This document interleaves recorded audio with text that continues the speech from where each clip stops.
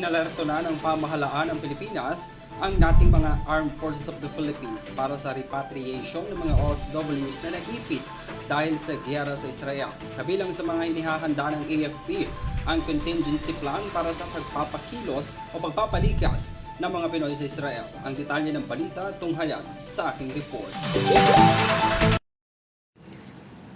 Sa gitna ng tumitinding girian sa pagitan ng Israeli government at ng grupong Hamas, tiniyak ng Armed Forces of the Philippines na nakalatag na ang contingency plan para sa gagawing evacuation operations para sa mga kababayan natin sa Israel.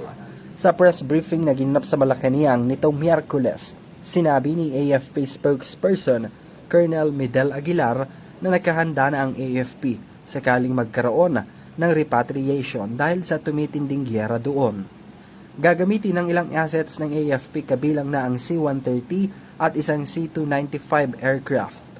Sa ngayon kasi, ayon sa Department of Foreign Affairs, wala pang mga Pilipino ang gustong magpa-repatriate mula sa Israel.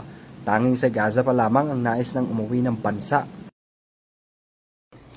The Armed Forces of the Philippines is prepared to execute evacuation operation should there be a need for that. And we already came up with a plan on how to do it, and this will be a whole of nation approach because what is important for us is the safety of our countrymen there in the conflict area. Nakirami na rin ng AFP sa pamilya ng mga nasawing Pilipino sa kaguluhan sa pagitan ng Israel at Hamas. Mahigit 30,000 mga Pilipino ang naroon, kabilang ang ilang saksi sa karahasan at naipit sa magkakasunod na airstrike. Nagsimulang kaguluhan noong Sabado ng umaga matapos sumalakay ang Hamas sa southern Israel at nang hostage pa ng mga sibilyan. Para sa EuroTV News, ako si Henry V. Nicolas, sumasaludo sa bawat Pilipino.